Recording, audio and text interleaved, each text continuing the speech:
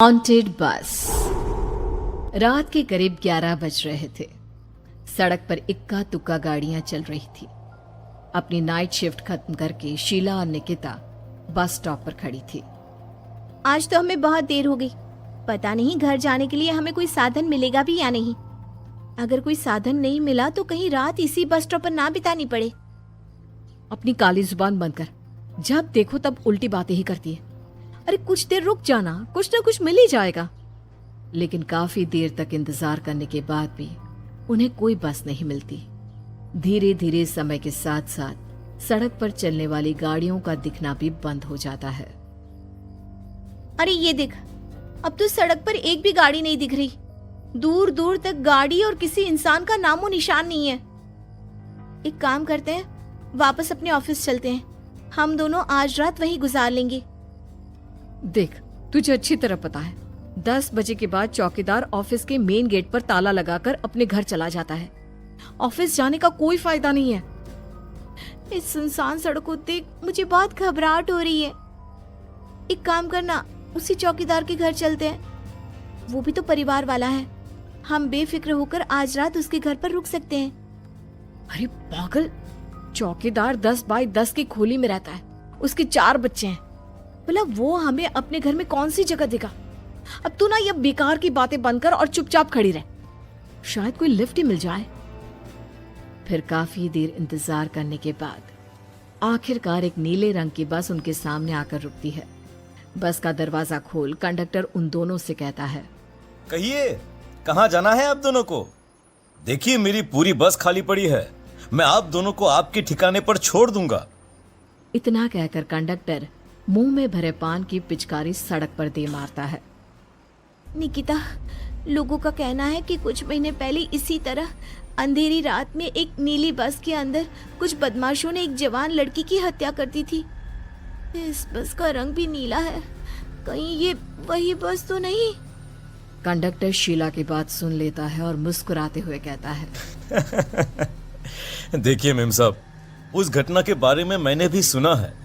माना कि उस बस का रंग और मेरी बस का रंग एक है, लेकिन दुनिया में नीले रंग की एक ही बस तो नहीं है ना। हा? ये तो सिर्फ एक इत्तेफाक है। देखिए हमारी बस में एक मेम साहब पहले से ही बैठी हैं। चाहे तो आप देख लीजिए। निकिता गर्दन उठाकर देखती है तो बस के पीछे वाले हिस्से में एक लड़की कंबल ओढ़े बैठी हुई थी। सही तो बोल रहे हैं भैया, बस में पहले से एक लड़की बैठी है। चल अब हम भी बैठ जाते हैं। वैसे भी बहुत देर हो गई है। अरे ठहर जाना निकिता, मुझे डर लग रहा है। अरे तुझे इतना ही डर लग रहा है तो तू यहीं खड़ी रहे, मैं तो चली। अरे तुम मुझे छोड़कर कहाँ जा रही है? मैं भी चलती हूँ। दोनों बस में जाकर बैठ जाती हैं। देखते ही देखते ड्राइवर बस को तेज रफ्तार में चलाना शुरू कर देता है। तभी शीला की नजर पीछे वाली सीट पर अकेली बैठी लड़की पर पड़ती है। उस लड़की की लाल आंखें और उसका आधा जला हुआ चेहरा देखकर शीला घबरा जाती है। सुन निकिता, हमारे पीछे जो लड़की बैठी है ना, उसकी आंखें एकदम खून की तरह लाल और चेहरा किसी चुड़ैल की तरह डरावना दिख रहा है। अरे छोड़ ना, कौन कैसा दिखता है? मुझे इन सब बातों में कोई दिलचस्पी नहीं है। मैं थोड़ी देर झपकी लेना चाहती हूँ, इसलिए अब तू अपनी बड़बड़ बंद कर प्लीज। बेफिक्र निकिता अपनी आंखें बंद करके बैठ जाती है। दूसरी ओर बस जंगल के रास्ते में पहुंची है। चारों तरफ घना अंधेरा और साथ ही जंगल में मौजूद जंगली जानवरों की डरावनी आवाजें शीला को और भी ज्यादा डराए जा रही थी। थोड़ी ही देर में बस एक बरगद के पेड़ के पास से गुजरती है। तभी अचानक बरगद की डाल पर बैठी एक बिल्ली कूदकर खिड़की के रास्ते शीला की गोद में आ गिरती है। मर गई रे, बचाओ मुझे, कोई बचाओ। शीला के चिल्लाने की वजह से निकिता की आंख खुल जाती है और वो भी घबराकर इधर उधर देखने लगती है। तभी पीछे वाली सीट पर बैठी लड़की उठकर शीला के पास आती है और बिना कुछ कहे उस बिल्ली को शीला की गोद से उठा उसे सहलाते हुए अपनी गोद में लेकर वापस अपनी सीट पर जाकर बैठ जाती है। अरे शीला, तू तो बहुत ही डरपोक है। जरा जरा सी बात पर उछल पड़ती है। मैं कल से अकेले ही सफर करूंगी। अरे मैं क्या करूं? वो बिल्ली अचानक मेरी गोद में आ गिरी। अपनी बकवास बंद कर और मुझे चैन से सोने दे। इस तरह शीला को डांटकर निकिता फिर सो जाती है, पर तभी अचानक एक झटके से ब्रेक लगाकर ड्राइवर बस को रोकता है। शीला खिड़की से बाहर झांक कर देखती है तो उसे सड़क के किनारे एक काला आदमी खड़ा दिखाई देता है। उसकी बड़ी बड़ी दाढ़ी और अजीब से कपड़े देखकर शीला को घबराहट होने लगी। क्या हुआ ड्राइवर भैया, आपने बस क्यों रोक दी? अरे वो देखो वहाँ, वो सड़क के किनारे एक आदमी खड़ा है, उसी के लिए मैंने बस रुकवाई है। शीला निकिता को धक्का देकर नींद से जगाती है। अरे अब क्या हुआ? वो देख, सड़क किनारे कितना डरावना आदमी है। उसका अजीबोगरीब हुलिया देखकर लगता है जैसे कोई शैतान खड़ा हो। अब शीला की तरह निकिता भी उस आदमी को देखकर थोड़ा डरने लगती है। कंडक्टर, क्या तुम उस आदमी को बस में चढ़ाने वाले हो? उसे देखकर हमें डर लग रहा है, उसे बस में मत चढ़ाओ। अरे डरने की कोई बात नहीं है मेम साहब, ये आदमी जंगल के पीछे वाले गांव में रहता है। ये रोज इसी वक्त मेरी बस में बैठकर पड़ोस वाले गांव में जाता है। और वैसे भी ये बेचारा गूंगा है। अगर आप लोगों को डर लगता है तो मैं इसे ड्राइवर के बगल में बिठा देता हूँ। ओह अच्छा, ठीक है। फिर कंडक्टर का इशारा पाते ही वो आदमी बस में सवार हो जाता है। ड्राइवर दोबारा एक्सीलेटर पर जोर देकर बस को आगे बढ़ाता है। थोड़ी ही देर में बस एक घाटी पर चढ़ती है। बस के एक तरफ गहरी और डरावनी खाई थी, पर ड्राइवर को इस बात से कोई फर्क पड़ता नजर नहीं आ रहा था। वो लगातार बस की रफ्तार बढ़ाकर बस चलता जा रहा था। ड्राइवर भैया, आप देखते नहीं क्या बगल में इतनी गहरी खाई है? बस की रफ्तार लगातार बढ़ाए जा रहे हो, थोड़ा धीरे चलाओ ना। अरे मेम साहब, घबराने की कोई बात नहीं है, ये तो मेरा रोज का काम है। मैं तो यहाँ इसी रफ्तार से बस चलाता हूँ। आप बेफिक्र होकर अपनी सीट पर बैठ जाइए, आपको कुछ नहीं होगा। ड्राइवर के कहने पर निकिता शांति से बैठ जाती है। कुछ दूर चलने पर अचानक ड्राइवर बस को सड़क के किनारे रोक देता है। शीला एक बार फिर खिड़की के बाहर झांक कर देखती है, लेकिन इस बार उसे कहीं कोई दिखाई नहीं देता। अरे अब क्या हुआ? तुमने बस क्यों रोक दी? यहाँ तो दूर दूर तक कोई भी नहीं दिखाई दे रहा। ड्राइवर उसकी बात का कोई जवाब नहीं देता, पर कंडक्टर बोल पड़ता है।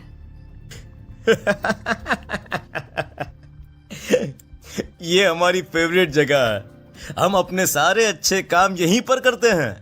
अब हमारा प्रोग्राम खत्म होने के बाद ही बस यहाँ से आगे बढ़ेगी। इतना कहते ही कंडक्टर सीट के नीचे रखी एक शराब की बोतल निकालता है। अरे ये सब क्या है? तुम्हारे बस में सवारी बैठी है, उन्हें घर पहुंचाने की जगह तुम यहाँ सड़क के बीच में बस रोककर शराब पियोगे?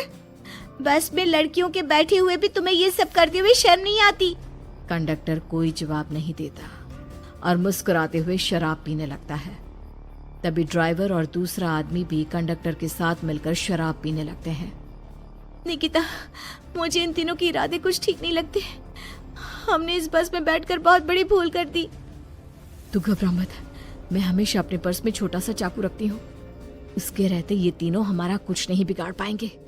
देखो गज्जू भैया, हमारी बस में इस समय 3 जवान लड़कियां बैठी हैं। कहो कहो सबसे पहले किसका शिकार किया जाए? मैं तो कहता हूँ कि सबसे पहले वो जो पीछे अकेले जो बैठी है ना, उसे पकड़ कर लाओ। उसके बाद इन दोनों का प्रोग्राम फिट करेंगे। ठीक है, जैसी तुम्हारी मर्जी। अब वो आदमी पीछे वाली सीट पर बैठी लड़की के पास पहुंचकर उसका हाथ पकड़ लेता है, लेकिन तभी अचानक उस लड़की की आंखें जरूरत से ज्यादा बड़ी और लाल होने लगती है। उसका चेहरा गुस्से से लाल और उसके मुंह से नुकीले दांत दिखने लगते हैं। अरे अरे अरे ये क्या?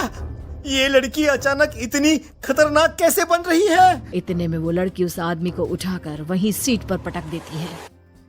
मुझे हाथ लगाएगा, तेरी इतनी हिम्मत!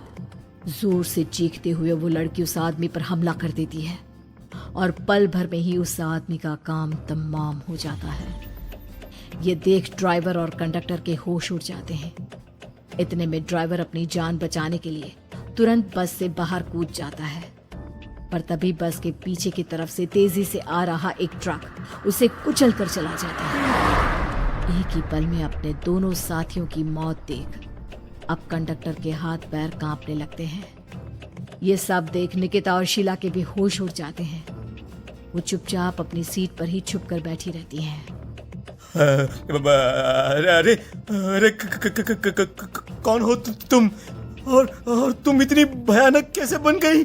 अब वो लड़की गुस्से में गुर्राते हुए कंडक्टर का गला पकड़ लेती है।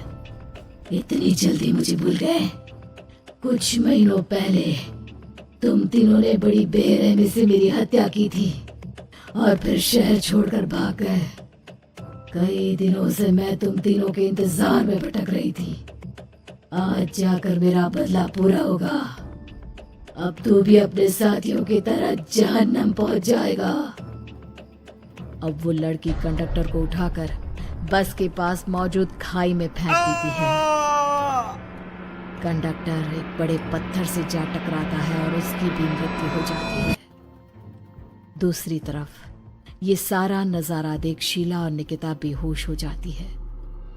अगली सुबह जब उन दोनों को होश आता है तो वो अपने आप को एक सरकारी अस्पताल में पाती है।